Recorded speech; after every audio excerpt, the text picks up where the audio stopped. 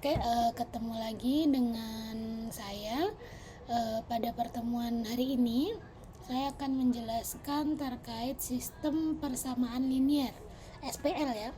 Tentu kita sudah mengenal ya SPL sebelumnya di degree sebelumnya SMA.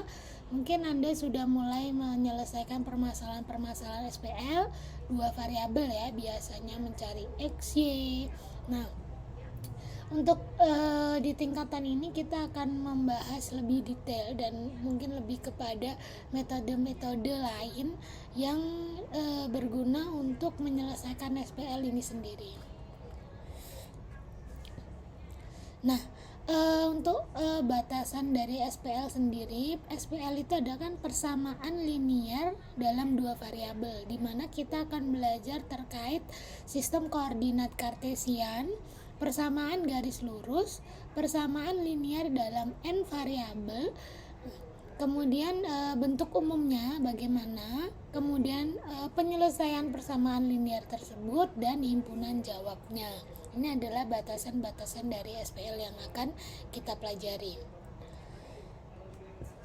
Kemudian SPL tersebut mempunyai kategori. Nah, kategorinya apa? Jadi kategori besar dalam SPL itu adalah dia jawab tunggal dan jawab banyak, dimana sifatnya sendiri itu konsisten itu yang mempunyai jawaban ya, jawaban tunggal dan jawaban banyak. Kemudian SPL yang tidak konsisten atau tidak mempunyai jawab, nah itu adalah kategori dari SPL. Nah, bisa kita lihat di sini bentuk SPL dalam matrik, di mana bentuk umumnya adalah A11 X1 plus A12 X2 sampai dengan A1N XN sama dengan B1, di mana kalau kita melihat atau kita bandingkan dengan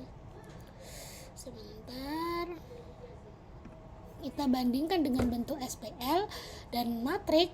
Nah, nilai ini adalah elemen dari letak matriknya. Jadi koefisien dari X1 ini nanti letaknya di elemen A11 baris 1 kolom 1. Begitu juga dengan A12 X2 sampai dengan A1N XN. Nah, B1 ini adalah hasil dari SPL itu sendiri. Nah, kemudian di sini seterusnya ada A21 X1 tambah A22 X2 ditambah A2N XN sama dengan B2, di mana untuk letaknya untuk koefisien X1 ini adalah di elemen A21 baris 2 kolom 1. Nah, seterusnya sampai dengan bentuk umumnya bisa kita dilihat di sini AM1 X1, AM2 X2, AMN XN sama dengan BM. Nah, kira-kira seperti itu nanti bentuk SPL dalam matrik. Kalau kita lihat, nah di sini akan lebih jelas ya kalau kita bentuk seperti ini, bahwa ini adalah nilai-nilainya. Ini adalah persamaan pertama, kemudian ini persamaan kedua sampai dengan persamaan ke n gitu. Oke. Bentuk lain dari SPL ya dalam bentuk matrik lengkap bisa kita definisikan seperti ini ya, dimana di sini tidak ada X1, X2, Xn, akan tetapi ini sudah merepresentasikan bahwa ini adalah persamaan pertama, persamaan kedua sampai dengan persamaan ke n, seperti itu. Lalu bagaimana metode penentuan SPL jika menggunakan metrik? Nah, kita akan mempelajari dua metode secara garis besar, akan tetapi sebelumnya kita juga akan mempelajari metode-metode lain, metode tambahan, di mana penentuan SPL bisa dilakukan dengan eliminasi Gauss dan eliminasi Gauss-Jordan. Nah, bagaimana caranya? Untuk eliminasi Gauss, kita pertama membentuk matriks lengkap SPL-nya. Kemudian mengubah matriks lengkap menjadi matriks eselon dengan sejumlah OB. Nah, Kemudian setelah kita mendapatkan matriks lengkap yang ini ya menjadi matriks ekselon, kita bisa mendapatkan jawaban SPL. Nah, untuk eliminasi Gauss-Jordan seperti apa? Kita yang pertama itu adalah membentuk matriks lengkap SPL. Nah, matriks lengkap SPL seperti ini ya. Nah, seperti ini. Kemudian mengubah matriks lengkap menjadi matriks ekselon tereduksi dengan sejumlah OB. Jadi ada sedikit perbedaan ya untuk Gauss dan Gauss-Jordan. Kemudian mendapatkan jawab dari SPL. Nah, itu adalah step-step dari eliminasi Gauss dan eliminasi Gauss-Jordan. Nah, untuk menyelesaikan n persamaan dari n variabel, nah di sini a dot x sama dengan b dapat diselesaikan dengan 4 cara. Nah, bisa seperti eliminasi biasa kalau kita yang sudah dipelajari di SMP ya atau SMA, bisa eliminasi, substitusi itu kan. Nah, bisa juga dengan cara OB. Jadi kita merubah menjadi matriks identitas. Nah, oke. Selain dengan OB, kita juga bisa mencari kofaktornya. Jadi nilai X itu bisa dicari dengan inverse A dikali dengan B. Nah, kemudian selanjutnya yang keempat itu ada aturan Cramer, bahwa mencari aturan Cramer kita mencari adjoint dari J dibagi dengan adjoint dari matriks tersebut. Nah, tapi dalam penjelasan ini saya akan menggunakan cara kedua yaitu OB.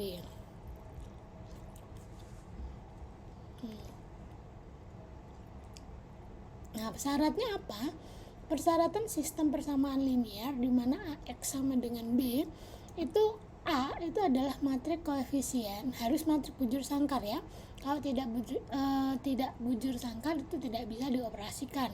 Nah, yang kedua, X itu adalah matriks variabel berbentuk matriks kolom. Kemudian B itu adalah matriks suku tetap berbentuk matriks kolom juga.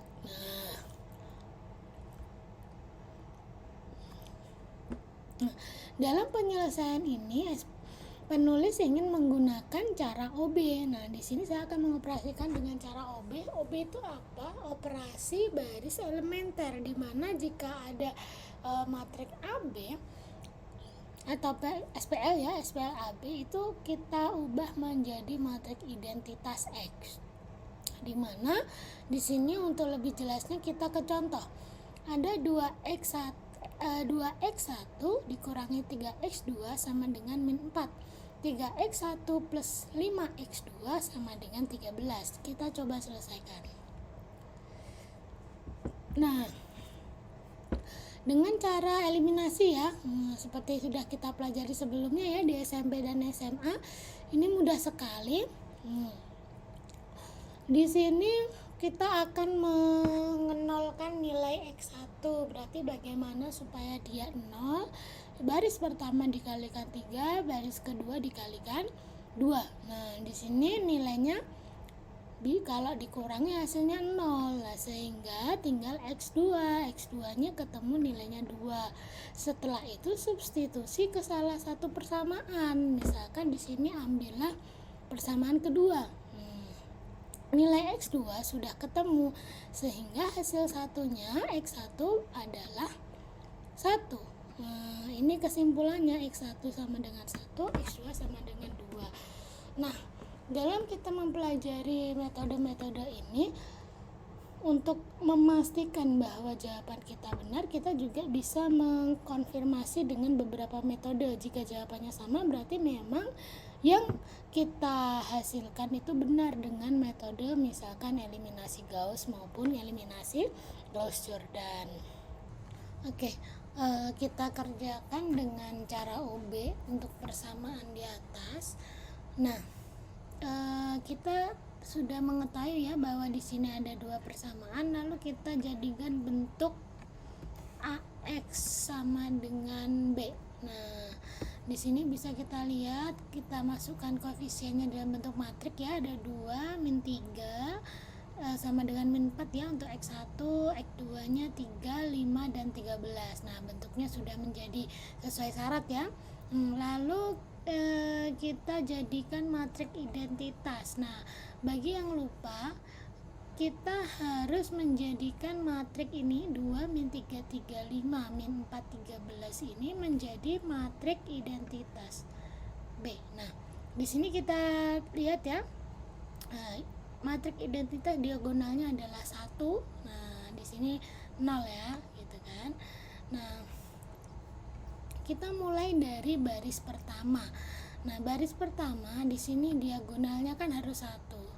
Nah, bagaimana membuat dia menjadi 1 sedangkan di sini ada 2? Berarti untuk baris pertama ini dikalikan setengah. Jadi jika dikalikan 2 kali setengah adalah 1. Kemudian di sini min 3 kali setengah adalah min 3/2. Min 4 kali setengah adalah min 2. Oke, ini yang pertama sudah 1. Lalu kemana lagi? Nah, turun ke bawah. Nah, di sini syaratnya harus 0. Nah, bagaimana membuat dia supaya 0? Itu rumusnya adalah, ini bisa saya coret ya, ini salah, berarti rumusnya adalah min 3 kali R1. R1 itu bisa disebut juga baris pertama ya, row pertama ya, R1, kemudian ditambah dengan ini ya, R2 ditambah dengan R2. R2 itu adalah baris kedua. Nah, ini rumus untuk yang baris kedua. Nah, kita masukkan di sini. Tumpuannya kan adalah di 1 ini, berarti min 3 kali min 3 kali 1 ya kan, hasilnya min 3 ditambah dengan R2 3, hasilnya adalah 0.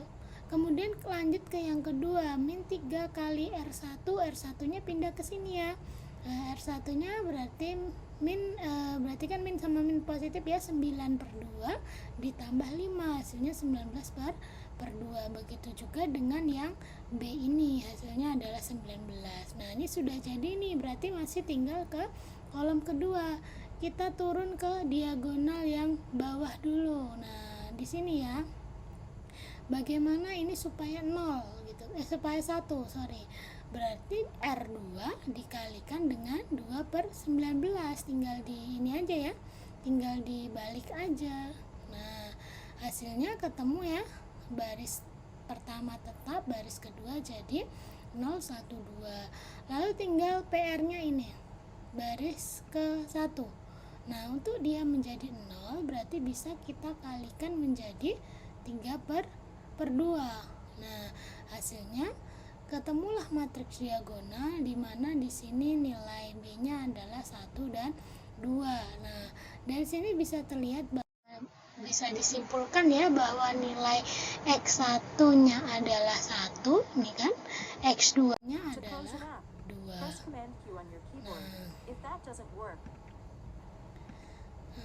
Kemudian sudah ketemu dengan cara OB, lalu dengan cara kofaktor bagaimana? Dimana kita harus mencari A inverse kali B. B itu kan ini ya. Nah, kita berarti harus mencari A inverse nih. Nah, ini sudah dijadikan matrik SPL ya. Nah, lalu di sini A-nya adalah 2, min 3, 3, 5. B-nya adalah min 4, 13. Nah, mencari A inverse rumusnya kemarin adalah determinan kali A join A. Nah, kita cari determinan rumusnya. Sudah ingat kan? Nah, masih ingat kan? Bukan sudah ingat, masih ingat kan? Dimana 2 dikali 5 dikurangi min 3 kali 3. Lalu ini di A join ya, kalau masih 2 persamaan masih enak ya untuk membuat A joinnya. Lalu hasilnya ketemu dengan ini dioperasikan 1/9, 1/19. Ini kan sudah ketemu nih untuk A inverse-nya ya. Nah, di sini ada 2 cara, boleh kalian cari ini dulu. Nah, atau langsung di sini dikalikan dengan nilai B lalu dikalikan ya. Ini bisa dikalikan dulu. Nah, dikalikan dulu ya di sini matriksnya. Ingat, ini berlaku perkalian matrik. Nah, perkalian matrik ya. Jangan lupa. Berarti di sini 5 kali min 4 ditambah 3 kali 13 baris kali kolom ya. Min 3 kali min 4 ditambah 2 kali 13. Nah, hasil pengoperasian ini ketemulah nilainya X1 1, X2 adalah 2 sama dengan nilai di atas ya untuk cara OB. Nah, dengan aturan Cramer bagaimana? Ini rumusnya. Berarti kita harus mencari nilai dari determinan. Nah, dia determinasi matrik ya. Aturan Cramer itu bisa disebut kita harus mencari determinan dari AC dibagi determinan dari matrik tersebut. Nah, maksudnya bagaimana? Kita lihat didefinisikan bahwa nilai A adalah matrik A adalah 2 min 3 5. X-nya adalah X1 dan X2 kan ya, dua persamaan, dan nilai B-nya adalah min 4 13. Kita cari dulu matriks determinan dari A. Nah, determinan dari A ya, 2 kali 5 dikurangi 3 kali min 3, hasilnya adalah 19. Nah, maksud dari determinan AJ itu adalah kita lihat di sini. Nah, kan ada 2 ya, ada X1 dan X2. Nah, di sini ada kita yang harus melihat adalah ini. Untuk X1 berarti kita ganti kolom pertama ini dengan B. Nah, ini untuk mencari X1. B-nya adalah min 4 dan 13. Berarti min 4, 13, min 3, 5 untuk X1. Kemudian untuk X2, gantian kita ganti kolom kedua ini dengan B. Dengan B ya. Nah, jadinya 2, 3, min 4, dan 13 itu adalah untuk mencari matriks dari X1, determinan dari X1 dan X2. Berarti determinan 1 dan determinan 2. Dari sini tinggal mengoperasikan saja ya, karena tadi yang determinan matrik A sudah kita cari, berarti tinggal mencari determinan yang baru. Nah, ketemulah di sini hasil pengoperasiannya 19 dibagi 19 yaitu 1. Sama ya, ini min 4 kali 5 dikurangi 13 kali min 3 ya, sama. Yang X2 ketemu 2, hasilnya sama juga ya dengan cara-cara di atas. Hasilnya harus sama ya, karena walaupun cara apapun itu harus menghasilkan bersamaan ya, hasil yang sama. Begitu juga nanti dengan eliminasi Gauss maupun Gauss-Jordan. Nah, kira-kira itu. Lalu di sini ada 3. Nah, 3 ya, 3 persamaan SPL. Kalau kita pakai cara eliminasi ya, kita eliminasikan 2 ya di sini. Nah, ini persamaan 1 dan persamaan 2, hasilnya adalah 1 untuk X1. Nah, lalu persamaan 2 dan 3, hasilnya X2 4. Lalu disubstitusikan ke salah satu persamaan X1 dan X2. Ketemulah X3-nya 4. Nah, ini hanya mereview aja ya sebagai pembanding. Lalu dengan cara OB bagaimana? Caranya mirip seperti tadi ya. Kita harus membuat matrik identitas seperti ini, ya kan? Nah, matrik identitas. Nah, caranya adalah sama ya. Bagaimana kalau ini ditukar? Ini ditukar ya, boleh kita melakukan penukaran ya, dimana di sini baris kedua ditukar dengan baris pertama, sehingga 1 min 1 1, 2 1 min 1 2. Nah, kemudian ini kita mengenolkan ini nilainya ini ya, dienolkan. Nah, dari 2 menjadi 0 ya kan. Nah, berarti min 2 kali 1 kali R1 ya, dikurangi 2.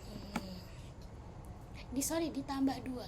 Jadi rumusnya adalah kita ini Berarti ini min 2, karena ini 2 ya, min 2 kali R1 ditambah 2, itu ditambah 2 dari sini. Nah, hasilnya ketemu 0, 3, min 3 dan 0. Nah, oke, kita lanjutkan ya. Jadi di sini tadi ya. Di sini kita akan membuat nilai min 1 di sini ya. Nilai min 1 di posisi 13 ini menjadi 0 dengan mengalihkan baris ketiga dengan B31 dikalikan dengan 1. Nah, kemudian hasilnya di sini ketemu 0, 1, 0, 4. Begitu seterusnya sampai dengan ketemu sebuah matrik identitas, sehingga di sini akan ketemu X1 sama dengan 1, X2 sama dengan 4 dan X3 sama dengan 4. Nah, ini sebenarnya mirip dengan eliminasi Gauss ya, Gauss-Jordan untuk metode OB ini. Nah, kemudian dengan cara cofaktor A inverse dikalikan dengan B sama ya. Di sini kita tahu bahwa nilai matrik A adalah 21 min 1, 1 min 1, 1, min 1, 2 min 1, nilai X dan B 2, 1, 3. Nah, kita lihat di sini. Nah, di sini kita mencari nilai dari K11 kofaktor ya, kofaktor dari baris pertama, dari baris 1 kolom 1, di mana rumusnya kofaktor kemarin di sini min 1 kali min 1 pangkat, di sini baris 1 kolom 1 berarti 1 tambah 1 sama dengan 2. Nah, di sini ada min 1, 1, 2. Jadi kalau kofaktor 1 dengan 1 itu bisa ini dicoret ya. Nah, berarti sisa min 1, 1, 2, min 1, sehingga hasilnya ketemu min 1. Kemarin seperti yang saya jelaskan ada dua cara ya. Nah, ini pakai cara yang pertama seperti ini. Nah, seterusnya untuk kofaktor baris ke 1, baris ke 1 kolom kedua, baris ke 1 kolom kedua ya. Nah, berarti kan seperti ini. Nah, berarti tersisa 1, 1, min 1, min 1, kita kalikan, hasilnya adalah 0. Kemudian K13 berarti ini ya. Nah, ketemu nilai 1, min 1, min 2, 2, hasilnya adalah 1. Begitu seterusnya sampai dengan ketemu, sampai dengan K33 ya, secara keseluruhan ketemu. Nah, jadi untuk mencari determinasinya adalah di sini A11 kali kofaktor 11, A12 kali kofaktor 12 ditambah A13 kali kofaktor 13. Nah, hasilnya ketemu min 3. Jadi untuk matrik kofaktornya adalah min 1, 0, 1, min 1, min 3, min 5, 0, min 3, dan min 3. Nah, lalu kita cari, ini kan ketemu matrik kofaktor. Nah, kita ajoinkan. Nah, jadi ini tadi adalah proses mencari ajoin. Kan ada dua cara ya kemarin ya. Ini pakai kofaktor. Jadi kita ajoinkan. Jadi ajoin A itu sama dengan kofaktor transpose ya. Transpose dari kofaktor itu adalah min 1 transpose kemarin gimana rumusnya? Baris dijadikan kolom. Nah, di sini kan kolom jadi baris, kolom jadi baris. Nah, determinannya ketemu min 3 ya. Determinannya ketemu min 3, ini determinan. Nah, kemudian untuk ajoinnya itu ketemu ini ajoinnya, sehingga dari sini kita masukkan ke rumus ini, A inverse-nya dikalikan B. Nah, operasinya hasilnya ketemu sama, X1-nya 1, X2 4, X3-nya 4. Nah, itu ada rumus pakai faktor. Lalu bagaimana dengan Cramer?